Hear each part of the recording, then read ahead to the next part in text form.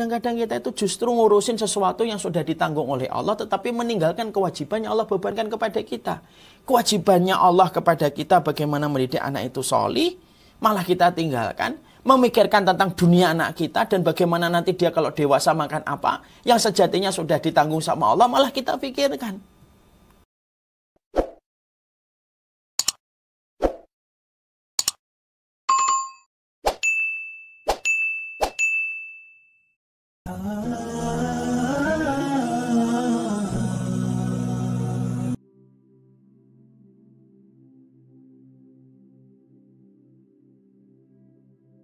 Cara inilah seharusnya kita berlomba-lomba. Makanya kalau anak kita bukan ditakdirkan kaya, maaf ya Bapak dan Ibu, kaya dan tidak anak kita, itu Allah yang ngatur. Karena yang memberikan rezekiku, nahnu narzuqukum wa iyyahum. Yang memberikan rezeki itu Allah, nahnu, Allah. Bukan kita yang ngatur. Kadang-kadang kita itu justru ngurusin sesuatu yang sudah ditanggung oleh Allah, tetapi meninggalkan kewajibannya Allah bebankan kepada kita. Kewajibannya Allah kepada kita bagaimana mendidik anak itu sholih, malah kita tinggalkan. Memikirkan tentang dunia anak kita dan bagaimana nanti dia kalau dewasa makan apa, yang sejatinya sudah ditanggung sama Allah, malah kita pikirkan. Akhirnya apa yang terjadi? Anak-anak hari ini begitu jauh dari Allah. Dan kita begitu sulit membayangkan anak itu kapan akan menjadi penyebab syafaat. Kalau ketaatan itu tidak mereka miliki pada kehidupan di dunia. Apakah kita tidak tersentuh dengan kata-kata anak 16 tahun. Yang dia berkata, saya ingin ngasih tajul wakor sama orang tua. Pernah ngelihat video, ada seorang anak hafal Quran buta. Di dalam satu program, yaitu kalau tidak salah jurnal Journey with Quran. Di salah satu tayangan YouTube ada seorang anak-anak usia mungkin 17 tahunan itu buta gitu. Ditanya sama pembawa acara, pingin gak kembali matanya melihat gitu. Anak yang buta yang hafal Quran ini berkata, saya tidak pernah berdoa meminta supaya saya bisa melihat. Kenapa? Saya bersyukur dengan apa yang saya dapatkan daripada nanti melihat saya malah bermaksiat kepada Allah. Coba, apa ndak iri kita dengan anak-anak yang semacam itu?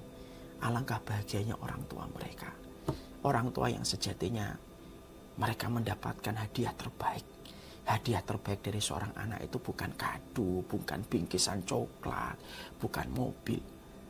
Tapi ketaatan yang menjadikan mereka kelak memberi syafaat bagi kehidupan orang tua. Makanya kadang-kadang kalau kita lagi letih itu, membacakan Quran untuk anak kita sebelum tidur, mengulang-ulang surat Al-Fatihah untuk anak-anak kita yang masih kecil. Kadang-kadang kita tidak tega membangunkan dia ketika subuh, memandikan dia, mengajak dia ke masjid, walaupun ketika kita ke masjid membawa anak itu akhirnya kerepotan gitu. Yang bisa menyapih letihnya kita ketika melakukan itu adalah satu. Ingatlah kalau mereka itu sudah di depan pintu surga. Semua keletihan itu akan hilang. Seiring dengan senyuman yang mereka berikan ketika memberikan syafaat kepada kita selaku orang tuanya. Ini yang pertama. Yang kedua, apa keuntungan anak-anak kita ini sholih? Karena doanya mereka itu membuka pintu langit. Doanya kita ini membuka pintu langit untuk orang tua kita. Kalau kita sholih. Maaf ya ibu dan bapak, tidak setiap anak yang mendoakan orang tua itu doanya nyampe kepada orang tua ketika orang tuanya telah terbujur kaku di dalam kubur. Masa Ustaz? Iya. Mana dalilnya kalau tidak setiap anak itu mendoakan orang tua nyampe kepada orang tuanya? Perhatikan salah satu hadis yang sahih yang sering diperdengarkan oleh Rasulullah dalam sabdanya yang mulia. Idza mata ibnu Adam inqata amaluhu illa min salasin. Kalau anak Adam itu meninggal dunia terputus seluruh amalnya kecuali 3 perkara. Kecuali 3 perkara. Salah satu yang disebutkan oleh Nabi itu selain shadaqatun jariyah au ilmun yuntafa'u bihi, Nabi menyebutkan salah satunya waladun sholihun yad'ulahu. Anak yang sholih yang mendoakan orang tua.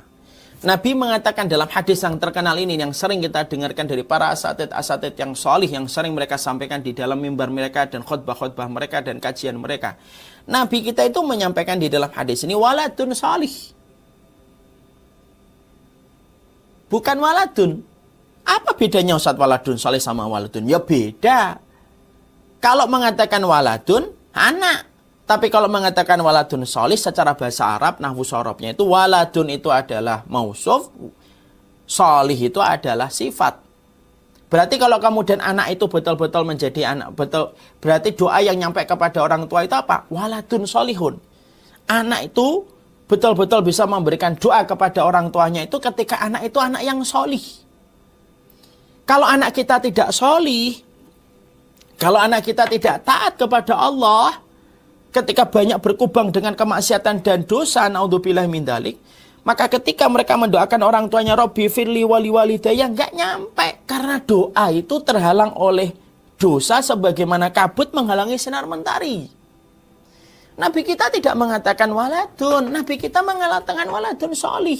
Kalau Nabi kita itu mengatakan dalam hadis itu waladun, anak, tanpa ditambahi dengan solih. Maaf ya, berarti anak kita mau dia zina, mau dia pacaran, mau dia buka jilbab, mau dia sosialis, mau dia kapitalis, mau dia pluralisme.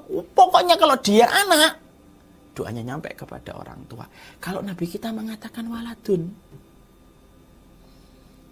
Maaf ya, Rasul kita tidak mengatakan dalam hadis ini itu waladun. Tapi Nabi kita mengatakan waladun solihun.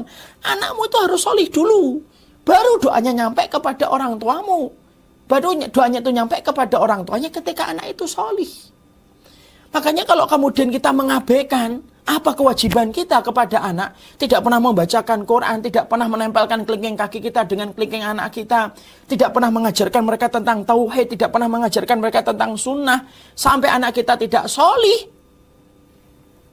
Tepat ketika kita mati, menutup mata, berpindah ke alam barzah, kita nunggu mana doa anak kita. Mungkin anak kita berdoa, Pak, tapi tidak akan pernah nyampe kepada kita. Karena anak itu berkubang dengan kemaksiatan dan dosa yang banyak.